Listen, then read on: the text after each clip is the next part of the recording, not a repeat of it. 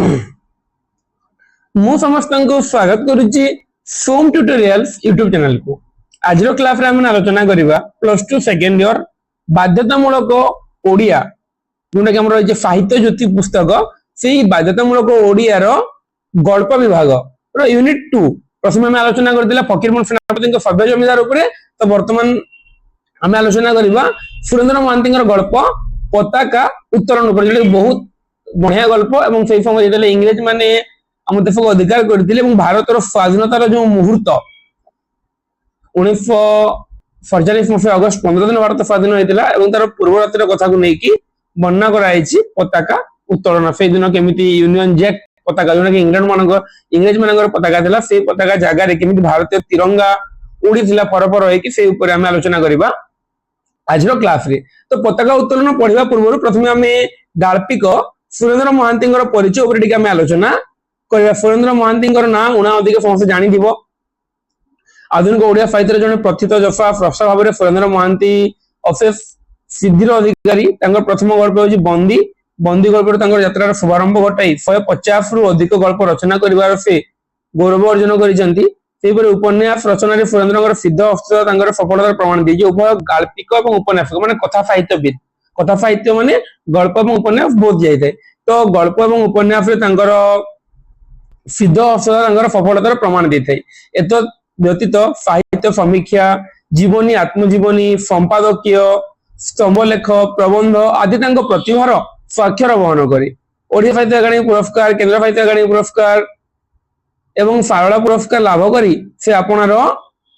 कीर्ति को शीर्ष रे पहुंचेंदी। कुलवृद्ध पई पाइतिले सारला पुरस्कार, से बेले नीलशैल पई पाइतिले से केंद्र साहित्य अकादमी पुरस्कार। अभिजातपूर्ण और चमत्कार कथन शैली तांको विपुल श्रद्धा और सम्मान प्रदान करिछि। तांकर गल्प गुडिक मध्य हम देखिबा जे महानगर रात्रि जोंथरे कि कलिकता नगर रे कथा वर्णना कराइछि। कृष्णचूड़ा, रूपी और चंद्र,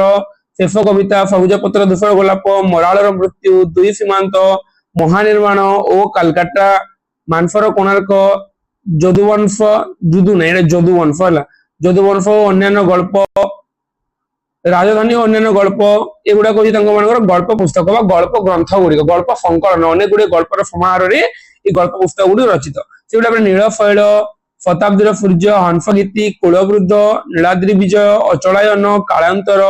नीति नीति, कृष्णामणि रे संध्या, आजीवक गोटे संप्रदाय से आजीवक मानकर अट्टहास, फटामाटी ए सब उपन्यास गुडी से रचना करिन। या सहित ओडिया साहित्य आदि पर्व, ओडिया साहित्य मध्य पर्व और उत्तर मध्य पर्व, फकीरमोहन साहित्य समीक्षा, ओडिया साहित्य क्रमिका भी भाव में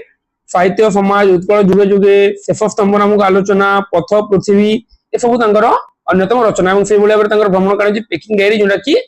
चीन को जाइए रचना करते, जोटा प्रथम नील पिपिलिका ना बाहरी किंतु पेकिंग डायरी नाम प्रकाशित होइतिला। तो केवल तुमको जस्ट सुरेंद्र महांती गाल्पिक परिचय टिके टिके मन रखबार अछि, नै माने लॉन्ग क्वेश्चन टाइम रे सेगुडा लिखिबो जे ये अमक फमक बोली कि हला।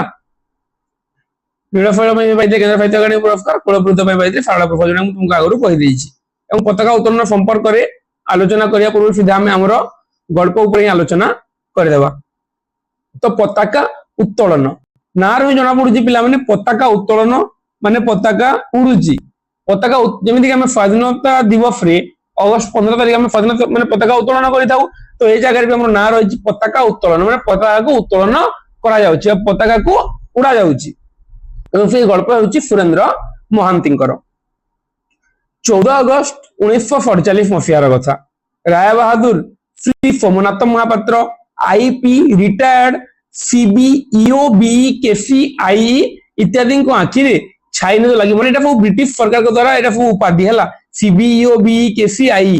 तांको आखि रे छाई न लगी आसीतिला। समय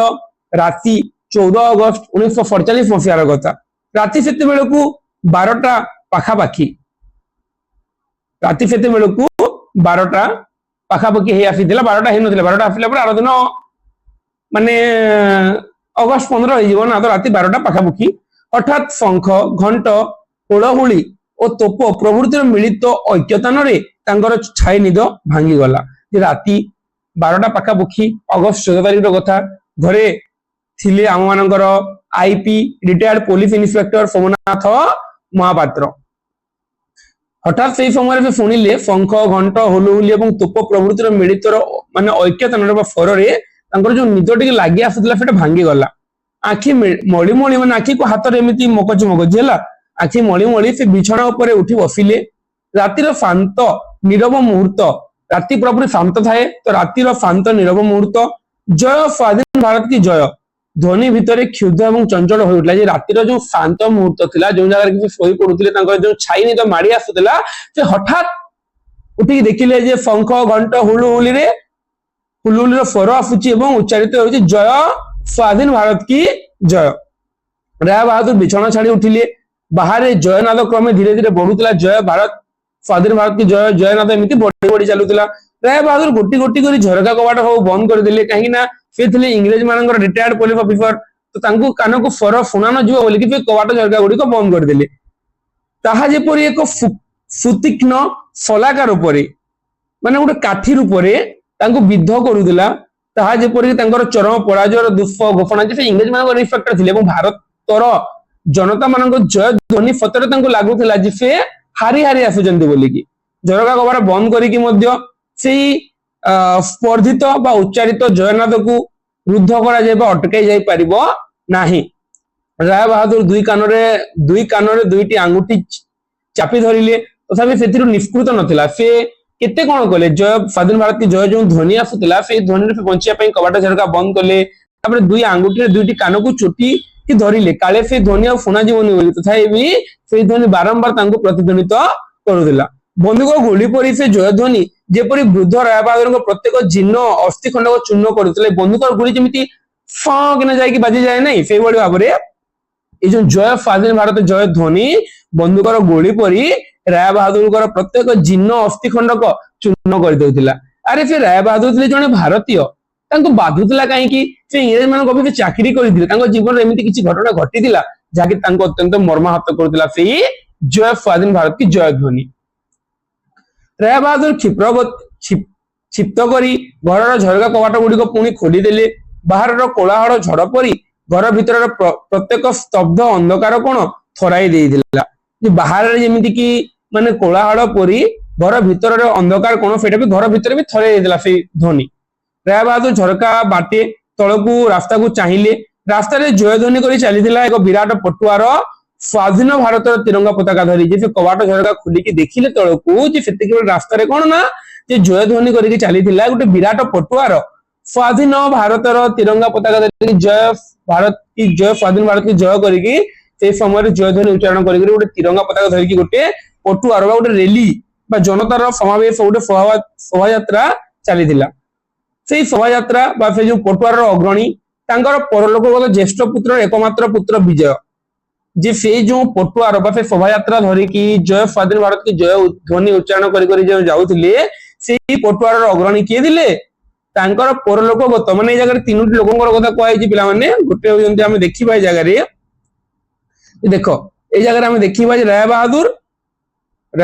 ए जगह रे हला राय बहादुर तापर आउ जण अरुण बोलिकी तांको ना ऊपर हम परे आलोचना करिबा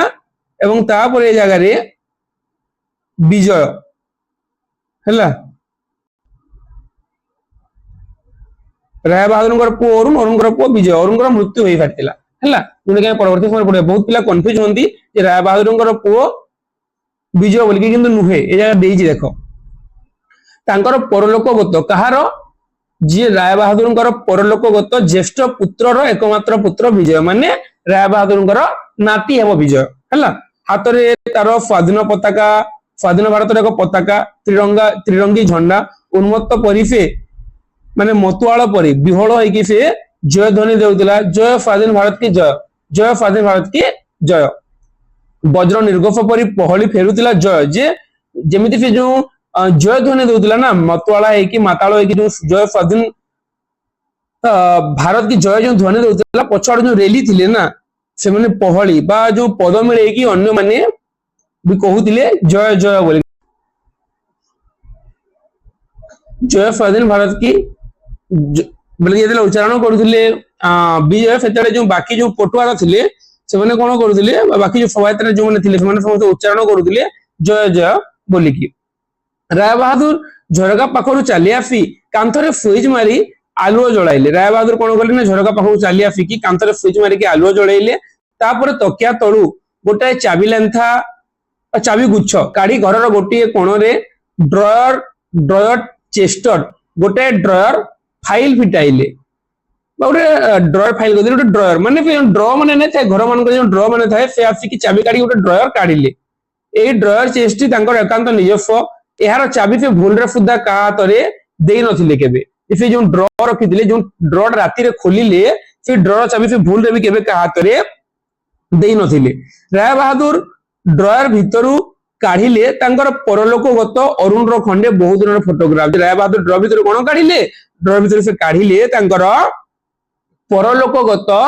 अरुण रो खंडे बहुत दिन फोटोग्राफ गोटे भेलवेट बाक्सरे अति जत्न रे सुरक्षित थिला से फोटो खंडिक अरुण रो सेई प्रतिभा दीप्त आदर्श जल चेहरा परिधान रे असहयोगकारी एवं सत्याग्रह रे परिचित जे सेई फोटो को सेई दिन राती रे जो राय बहादुर ऊपर अछंती जय स्वाधीन भारत के जय ध्वनि सुना जाउची एवं तांकर नाती सेई पटुआर नेतृत्व नउची के तांकर नाती विजय तो से घरे थिबा समय रे तांकर ड्रॉअर खुली की तांको पुओ अरुण जो मरी फारितिला से अरुण रो सामग्री जो रखा हितला से ड्रॉअर काढी के तांकर गोटे फोटो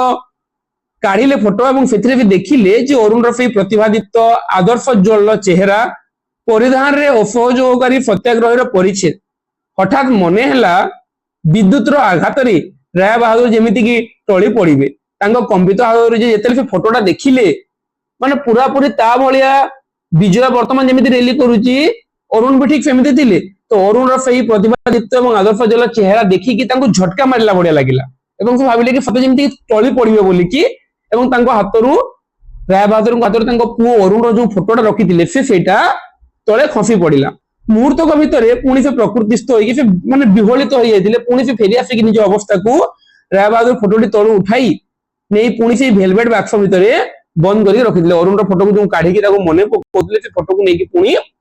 रखिदेले तापर से ड्रॉयर भितर काढिले गुडे मेडल आ फनंद पत्र तापर ड्रॉयर भितर से काढिले केते गुडे मेडल आ फनंद पत्र गुडी को ऊपर इति मध्ये गोटे हळदिया आस्तरण माडी गलानी माने बहुत दिन गोटे रखा जाइतिला सेति बिन ता ऊपर गोटे हळदिया आस्तरण माडी जाइतिला राय बहादुर मुख परि चाहि रहिले एकदा विजय विजय ज्वल अतीतर से प्राणहीन स्मृति गुडी जो अतीत एटा से जो मेडल गुडी को जो फनंद एवं मेडल गुडी को जो अतीतर से जो विजय हेतिले से विजय ज्वल बा से विजयर साक्ष्य प्रदान करूची से प्राणसेना नाही किंतु से स्मृति गुडी को राय बहादुर प्राचीन दिन विजयर माने विजय को सेटा सूचित करছে विजय को मने पकाउची विजय को माने ए विजय गुण तांकर जो प्राचीन से जीति थिले तांकर विजय ज्वल अतीतर से प्राणहीन स्मृति गुडी मने पकाइ देले अतीतर एमिति घटना गुडी घटितिला बोली गोटे फनंद राय बहादुर कंपित हाथ रे धरी पढ़िया को आरंभ कले गोटे फनंद बा हम जाको वर्तमान सर्टिफिकेट बोली कहूछु हला एटा को पढ़ी की से आरंभ कले 1923 साल रे माने स्वाधीनता भारत देश 24 वर्ष आगर जो दिन से मने पकाउछनी ता 24 वर्ष आगर कथा 1923 साल रे ब्रिटिश सम्राट को द्वारा से फनंदटी प्रदत्त होइतिले कोनोसी एक दरबार उपलक्षे सेथिरे लेखा थिला से जिनिस को से मने पकाइजंती वर्तमान जे हमर कहानी कोन थिला वर्तमान जे हमें देखिला जे 1914 मसीहा अगस्त 1947 मसीहा अगस्त 14 तारिख कथा घरे राय बहादुर अछंती टिके निद लागि आफुते किंतु सेही समय हठात ध्वनि प्रकंपित हो जय स्वाधीन भारत के जय सब आड़े कबाट बंद कर ध्वनि को रुद्ध कर पारि नांते देखिछन्ती तांकर नाती अरुण तांकर नाती विजय सेही पटुआर रो नेतृत्व नैछि एवं ताको देखि से मने पकैछन्ती तांको पु अरुण रो कथा एवं आफिकी अरुण रो फोटो को से देखिछन्ती एवं तांकर से जो प्राचीन फनंद गुडी को थिला जो प्राचीन जो सर्टिफिकेट गुडी को थिला ताको से पढिबा को चेष्टा करिछन्ती अतीत दिन रो कथा को से मने पकेबा को चेष्टा करिछन्ती ब्रिटिश सिंहासन प्रति आपन से लेखा हिदिला ब्रिटिश सिंहासन प्रति आपनकर निष्ठा एवं अनुरक्ति महामहिमा ब्रिटिश सम्राट को मुग्ध करिछि ब्रिटिश सिंहासन प्रति अतुलनीय अनुरक्ति पई आपण निजर हला ए जगह लेखा हिछि जे ब्रिटिश सिंहासन प्रति आपनकर निष्ठा एवं अनुरक्ति जो महामहिमा जो कार राय बहादुर जो ब्रिटिश सरकार प्रति जो भलो पाइबा थिला सेटा ब्रिटिश सरकार को मुग्ध करिछि एवं ब्रिटिश सिंहासन प्रति अतुलनीय अनुरक्ति पई आपण निजर पुओ को मध्ये हत्या करिसंती बोली के जगह हेबा डर डर डर जो देछि काहे कि तांको पुओ अरुण को से हत्या करिथिले केमिति हत्या करिथिले देखो राय बहादुरकर दुई आखि आगरे कि हठात जेमिति टाणी दे गला कुहुडी रो गोटे पर्दा ହାତରୁ ତାଙ୍କର ଫଣନ୍ଦଟାଏ ମଧ୍ୟ ଖସି ପଡିଲା। ସେ ଆଜି କି 25 ବର୍ଷ ତଳେ ଚୌରୀ ଚୌରା ବିପ୍ଳବ ପରେ ଭାରତରେ ମନ୍ଥର ଜାତୀୟ ଆନ୍ଦୋଳନର ଜଡ ନାଟିକାରେ ଜାଗିଥିଲା ଏକ ଧୀରେ ଧୀରେ ଭାରତରେ ସେ ସମୟରେ ଜାଗିଥିଲା ଏକ ନୂତନ ସ୍ପନ୍ଦନ ଜାତୀୟ ଆନ୍ଦୋଳନର। ସନ୍ତ୍ରାସବାଦ ସେଦିନ ଭାରତର ଜାତୀୟ ଆନ୍ଦୋଳନରେ ଆଣି ଦେଇଥିଲା ଏକ ନୂତନ अभिमुख्य क्वेश्चन आसपारे पे भारतीय जातीय आंदोलन किए नूतन अभिमुख्य आनी देला बोले कि तो सन्त्रासवाद। तो 25 वर्ष 24-25 वर्ष तलर कथा को से मन पकाउछंती चौरी चौरा विप्लव समय कथा। एवं सेही समय रे राय बहादुर थिले पुलिस विभाग जड़े अस्थायी सब इन्स्पेक्टर तो स्थायी नुहंती माने परमानेंट नुहंती से थिले जने अस्थायी सब इन्स्पेक्टर। वंदे मातरम सुजलंग सुफलंग मलयज शीतलम वंदे मातरम एई ध्वनि शुणी राय बहादुर चमकी पड़िले। अरु कंठरे वंदे मातरम संगीतर आवृत्ति ठीक यही परि शुभुथिला।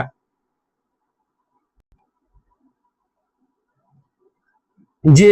से समय कथा से मन पकईचंती जे अरुर कंठरे बा अरु माने अरुण रो कंठरे से पुराना दिन तांको नाती विजय को देखि से अरुण को मन पकेबाकू चेष्टा करिसंती। किछि वर्ष आगर कथा 25 वर्ष आगर कथा अरुण कंठरे वंदे मातरम संगीतर आवृत्ति ठीक एभली शुभुथिला। राय बहादुर छुटी गले खोला झरका पाखकू। क्रमे वंदे मातरम ऐक्य तान गान अस्पष्ट स्तर हो आसुथिला। तापरे अरुण माने से दिनर कथा वर्तमान समय रे विजय जो रैली नेकी जारुथिले से समय रे मध्ये वृद्ध राय बहादुर वृद्ध ता आगरु 25 वर्ष आगरु टिके हृष्टपुष्ट थिले ना। तो से समय रे भी वर्तमान समय रे विजय जेमिति गोटे रैली नेकी जायतिला 1947 वर्ष अगस्त 16 तारिख 25 वर्ष आगरु सेमिति गोटे रैली नेकी जायतिले के तांको राय बहादुर पुओ अरुण। पिता कहिले अरुण तुम अन्याय करूछ ब्रिटिश सरकार के विरोध में तुम द्रोहाचार केवल अन्याय नुहे। अरुण तुम अन्याय करूछ एरा द्रोहाचार केवल अन्याय नुहे तुम माने माने खराब काम करूछ ब्रिटिश सरकार के विरोध में। अरुण कहला मते क्षमा करंतु स्वाधीनता हेउची मनुष्यर जन्मगत दाबी भारतर पवित्रतम दाबी। आपण कोन भारतीय नुहंती बापा ना ब्रिटिश सरकार गोलामी आपणक देहरु आपण मते कहउजंती जे मु अन्याय करूची। स्वाधीनता हेउची मनुष्यर जन्मगत दाबी भारतर पवित्रतम दाबी हेउची स्वाधीनता। आपण कोन भारतीय नुहंती बापा ना ब्रिटिश सरकार गोलामी आपणक देहरु जाइनी। राय बहादुर चित्कार कले अरुण चित्कार करी उठिथिले से दिन भाभी आईपी बहादुर सीबी ओबी के से दिन अस्थायी सब इन्स्पेक्टर थिले किंतु भाभी आईपी माने ए पदवी से पाई नथिले से भाभी बोली कहै माने आगो को से पदवी पाइथिले। तो चित्कार करिथिले अरुण ए मोर आदेश। अरुण कहले अन्याय आदेश मु स्वीकार करिबि नाही केबे। राय बहादुर क्षिप्त करी चाबुक आघात करे अरुण को घर भितरे आघात कले अरुण को। अरुण तथापि अविचलित कंठरे जवाब दे दिले आपण अन्याय करूचंती बापा आपण अन्याय करूचंती भारत रही कि आपण ब्रिटिश सरकार के गोलामी करूचंती आपण अन्याय करूचंती। राय बहादुर स्त्री हेममालिनी जे कि अरुण रो मां रंधा घर भितर दौड़ी बापा पुओ मझे ठिया होई अनुजोग स्वर कहले ए कौन करूच तुमे पुओ को बाड़ौच ए कौन करूच तुमे बोली कि हेममालिनी जे कि अरुणकर मां थिले एवं राय बहादुर पत्नी से आसिक मझे ठिया होइतिले। राय बहादुर चित्कार कर उठिले एठू तुमे जाओ बाहर कथा नहीं मुंड खेलबारे तुमर किसी अधिकार नहीं। जार दाना खाइबी मनीष जो ब्रिटिश सरकार दाना खाई मु मनीष तार निमक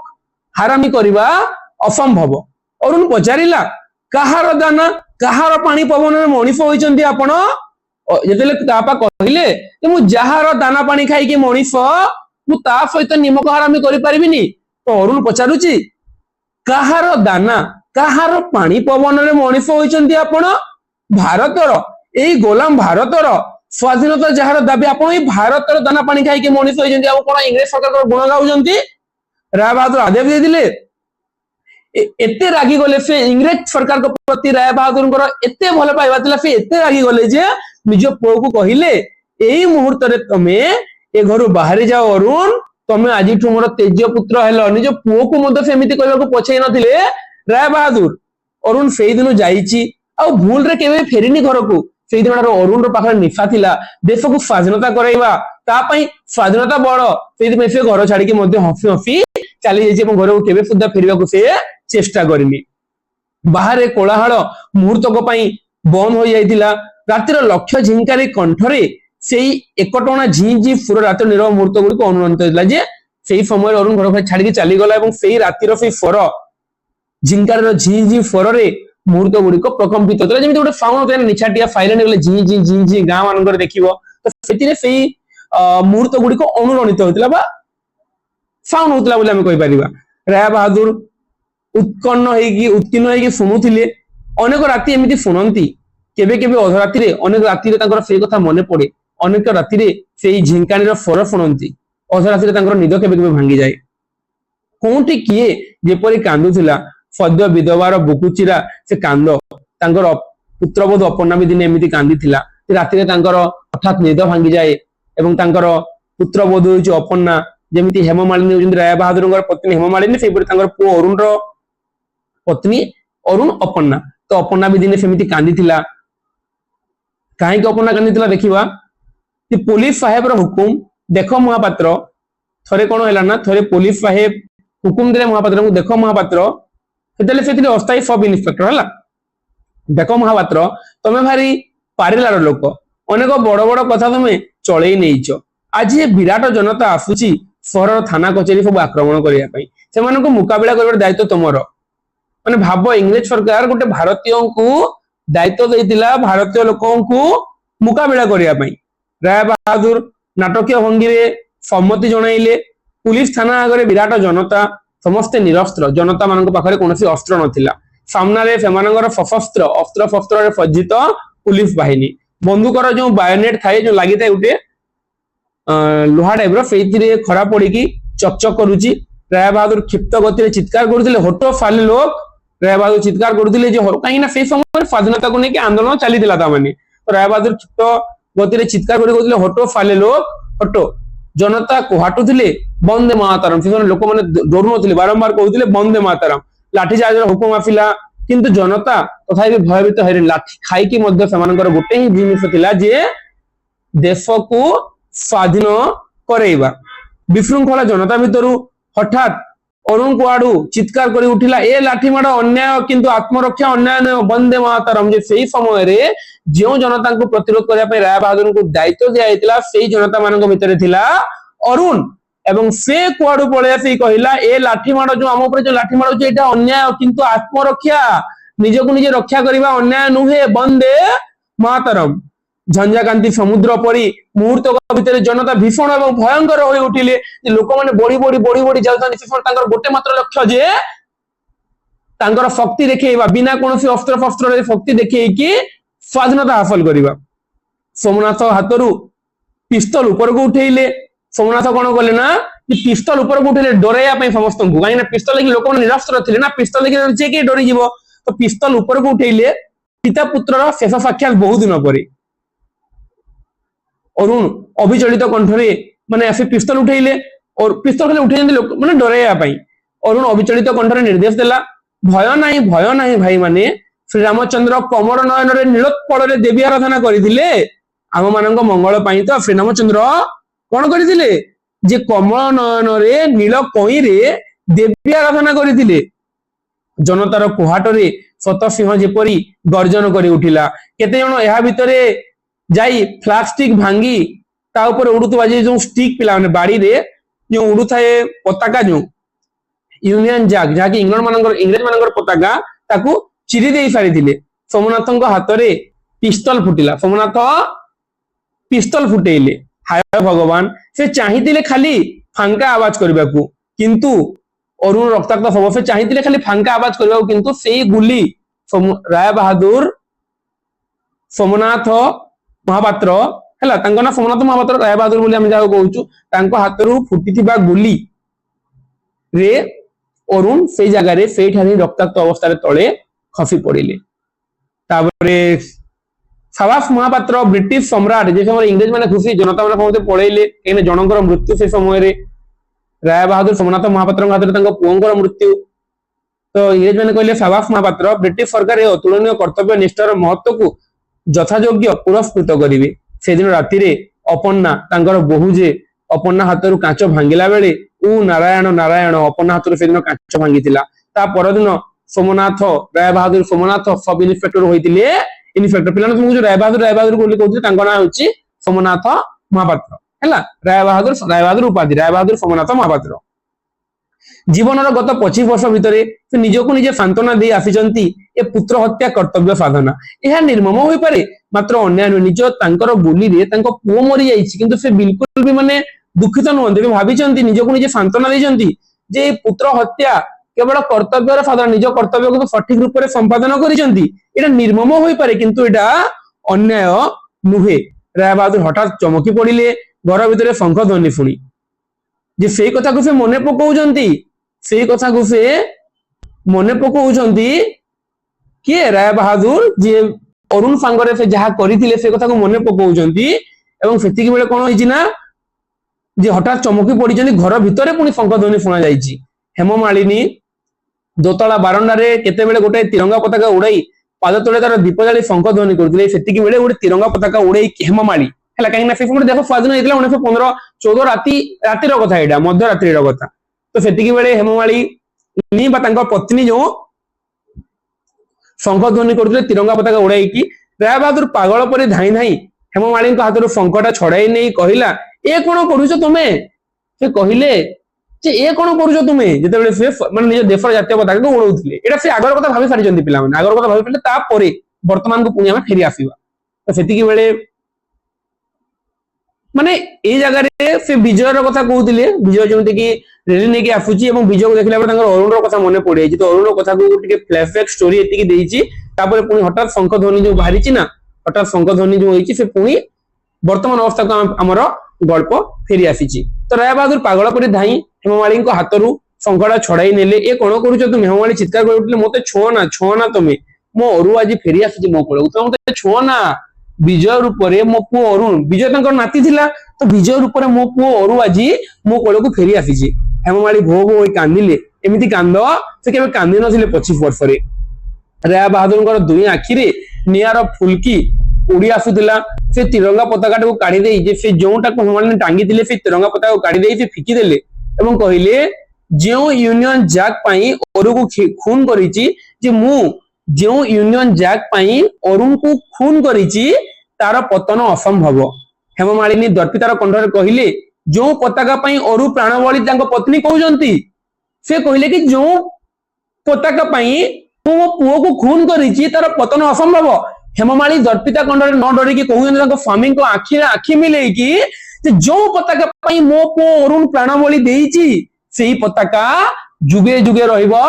उन्नत होई कि। हेममाली आवेग और उत्तेजना रे तळे मूर्छित होई पड़िले। राय बहादुर भीतर को जाई अनेक दिन फायदा फिरकर गोटे यूनियन जैक पताका काढ़ी उड़ेले तिरंगा पताका सामने जो तिरंगा पताका हेममाली ने उड़ेइथिले से पताका को काढ़ी से जगह रे बहुत दिन चौती रखिथिबा गोटे यूनियन जैक को राय बहादुर काढ़ी से जगह रे उड़ेइले। तो आरो दिन सकाळ 14 तारिख राति अतिबाहित होई 15 तारिख हे जाईची सारा राति राय बहादुर सोमनाथ को आखिर निद नथिला अति सतर्क प्रहरी परी से सारा राति चेई बसी दिले से यूनियन जैक पताका पाखरे ता तळे हेममाली जो दीप जाली दिले सेटा केबेठू लिभि सारिथिला। राति सारा स्वाधीनता उत्सव रे माती राति सारा 1914 अगस्त राति सारा 47 अगस्त राति सारा स्वाधीनता उत्सव रे माती की घर को फेरला विजय घरे पाद देई विचित्र दृश्य रे स्तंभित होई गला मुहूर्तकर जड़ता कटि जीवा पर विजय पछाइला से आसी की विजय राति जाक स्वाधीनता उत्सव घर को आसी की देखुची जे घरे यूनियन जैक पताका उडुची तो स्तंभित होई गला पछारिला ए कोन हेउची जे आज तुम यूनियन जैक उड़ौच। राय बहादुर सोमनाथ महापात्र कहिले दुनिया निमक हराम होई पारे बिजू विजय दुनिया निमक हराम होई पारे किंतु मो निमक हराम नहे से समय देश ऑलरेडी स्वाधीन नहीं सारिदिला 1947 अगस्त 15 होई जाइतिला। बिजू दृढ़ कंठरे प्रतिवाद कले ए पताका एठी उड़ी पारिबनी जे एई पताका एठी उड़ी पारिबनी ए पताकार स्थान एठी नाही हम देश रे। राय बहादुर कहिले अलबत उड़ीबो चिरदिन उड़ीबो मु बंची थिबा जे उड़ीबो। राय बहादुर कहिले राय बहादुर सोमनाथ महापात्र तांको नाती को कहउछन तांको पो को फेति पे मारिचंती पुनी तांको नाती को कहउछन अलबत उड़ीबो मु बंची थिबा जाए ए पताका उड़ीबो ए घर होची मोर। विजय पताकाटी को झांपी उठाई नहीं कहिला ए घर सिना तुमर किंतु ए देश तो हमर ना ब्रिटिश रो गोलाम पाई स्थान एठी नाही। विजय से पताकाटी को झांपी नेची यूनियन जैक को।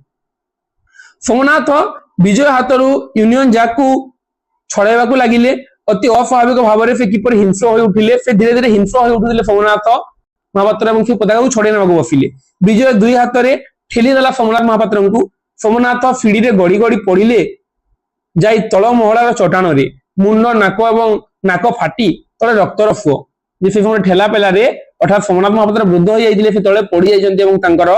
मुंड एवं नाक फाटिक रक्त बाहरुची। विजय तांको ऊपर झुंगी पड़ी अपराधी कंठरे कहला जे से तांको अपराधी भले लागला काहे ना जानिया तांको ठेलिବାକୁ चेष्टा कर नथिला एमिति मजाक मजाक रे ठेली देला बेलू से पड़ी जाइछन्ती।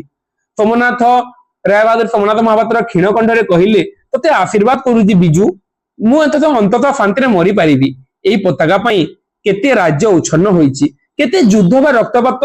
न घटिची। एई पताका पई निज हाथ रे मु गुली करी मारिची तो बापा अरुण को मो पुओ अरुण को एई पताका पई तू तोर बुढ़ा जेजे को आघात करिचू अथच भाबुची ए पताका कोन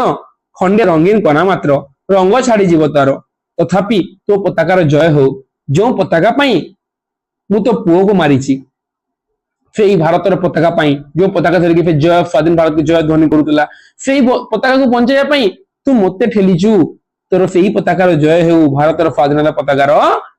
जय हो। पाटी पड़ी गला आखि दुईटी फोई पड़िला दुई जण भृत्य मुमूर्षु आफि राय बहादुर को टेकी नै गले ऊपर को। विजय प्राणहीन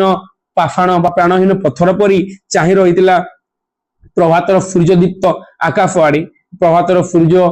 जो आड़े उदय होतला से आड़े से चाहि रहितला भद्र आकाशर मेघहीन फुणिल पटभूमि रे स्वाधीन भारतर तिरंगा पताका उड़ुतला फरफर होई से घरे उड़ुतला एवं समग्र देश रे मध्ये उड़ुतला काहे ना से समय रे भारत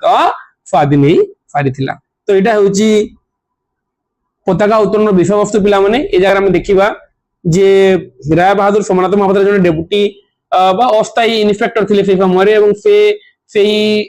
माने तांकर फ्लैग पाई से तांको पुओ को मध्ये से हत्या करबा को पछे नथिले एवं परवर्ती समय रे तांकर नाती पुनी तांको पुओ भले आइछि माने से घरे जेमिति देहिबा जे हमें विजय को हला कि ना अरुण हला कि हेममालिनी कि अपना माने समस्त देशर स्वाधीनता चाहुथिले किंतु जेहेतु से भाबुथिले राय बहादुर से इंग्रज मानक लुण खाइछन्ती बोली कि सेति पे से इंग्रज मानक सपक्षे रहउथिले एवं से कहउथिले जे मु जेतु तांकर लुण खाइछि तेनु माने जेतु तांकर माने से बंचिथिबा जाय से घरे यूनियन जैक ही उड़ियो बोली कि एटा ही हमर देइछि संपर्क रे 14 तारिख रातिर कथा उक्त गल्प रे चरित्र तीनोटी पीढ़ी कथा कहै पिला माने तीनोटी पीढ़ी बा तीनोटी समय जेमिति हम देखिला गुटे राय बहादुर सोमनाथ महापात्र अरुण और विजय तीनोटी पीढ़ी कथा कहै सोमनाथ जन ब्रिटिश सरकार को अनुगत पुलिस ऑफिसर अरुण स्वाधीनता संग्रामी विजय स्वाधीनता प्राप्ति को उपभोग करुवा गुटे युवा पीढ़ी 19 अगस्त 1947 पूर्व राति स्वाधीनता प्राप्ति उत्साह सहकारी पालन करा राय बहादुर ता सह करि पारि नांती बाहर जनतांगर कोलाहल एवं जयकार ध्वनि जेतेले माने राति परे परे अगस्त 14 राति परे परे जेतेले अगस्त 15 जे समय जेतेले देशवासी स्वाधीनता रो ध्वनि को सबआडे सेलिब्रेट करजने पालन करजने से जिन को सहयोग करि पारि नांते अरुण फोटो कोंडी को बाहर करके से मने पकैजने 25 वर्ष तळर कथा और सेतेले तांको से केमिति हत्या करिथिले हैला से जिन को से मने पकैजने এবং सकाळो सकाळो जेतेले घर को फेरिची विजय से देखिची तांको घरे तिरंगा पताका जगह देश स्वाधीन हो जाय जिन तांको घरे तिरंगा पताका जगह उडुची यूनियन जैक जे निमक हराम हेबेनी बोली जुक्ति कला परे बिजू राय बहादुर को ठेली देबा एवं तांको नाक पाटी रक्तर फो छुटिबा परिवेश को बदलाई देइची एवं लास्ट सोमनाथ महापात्र जो कहजंती ए पताकार जय हो तो तू जो पताका में ठेली जो तोर पताकार जय हो बोली कहि कि ए गल्पर परिसमाप्ति करदुती। तो भारतर स्वाधीनता संग्राम जेतल भारत स्वाधीन पाइतिला से भारत स्वाधीन रो समय 1947 मसिया अगस्त 15 तारिख से दिनटी को नै कि माने 1947 मसिया अगस्त 14 राति एवं 1947 अगस्त 15 अगस्त 14 राति एवं अगस्त 15 दिन को नै कि वर्णना कराइछि ए पताका उत्तोलन गल्प जाकी सुरेंद्र महांतींकर। तो आशा करछि पिला राय बहादुर सोमनाथ महापात्र तांको पो माने हम देखिबा जे अरुण तापर विजय एवं ए जगह हेममालिनी को भी आमे जो देखिला से जगह तुम जो नारी चरित्र गुडा को तुम कहली से जिन गुडी तुम माने मध्य मन रखि पारिथिबो बोली कि यदि भितर कारो किछि भी डाउट थिबो ताले तुम कमेंट माध्यम रे जणाई पारिबो। वीडियो को समय पर्यंत देखिथिबार समस्त को हृदय धन्यवाद। जय जगन्नाथ जय मां फैमिली पुनी देखा हम आगामी वीडियो रे सेतिर हम आलोचना करला हमर नेक्स्ट जो अछि अखिल मोहन पटनायक रूपनारायण साहा गल्प। धन्यवाद।